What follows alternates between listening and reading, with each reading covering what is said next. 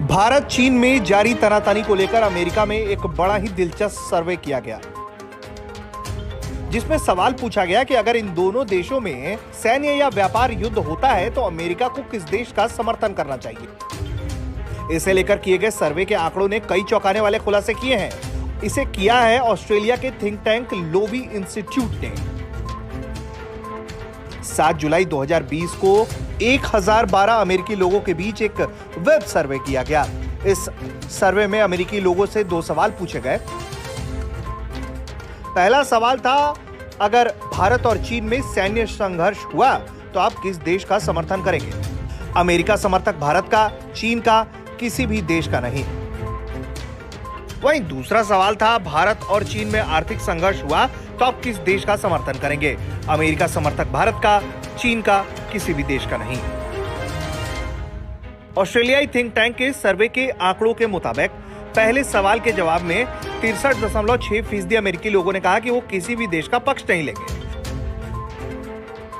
लेकिन 32.6% अमेरिकी लोगों ने कहा है कि वो युद्ध की स्थिति में भारत का समर्थन करेंगे, जबकि महज 3.8% लोगों ने कहा कि वो चीन का समर्थन करेंगे।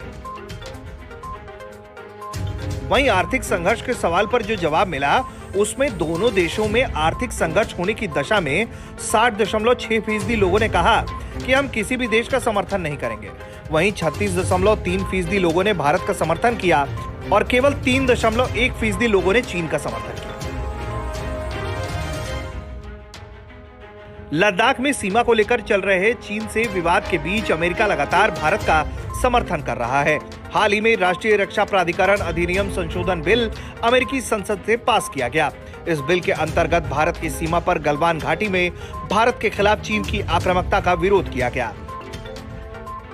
साथ ही दक्षिण चीन सागर जैसे विवादित स्थलों और उनके चारों तरफ चीन के बढ़ते विस्तार को भी निशाना बनाया गया। अमेरिकी संसद में एनडीए बिल पास करना चीन के लिए खतरे का एक और बिगुल है। इसमें सीधे तौर पर 3 संदेश हैं।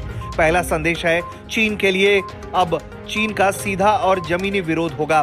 दूसरा संदेश है भारत के लिए कि अमेरिका चीन के खिलाफ भारत के साथ खड़ा है,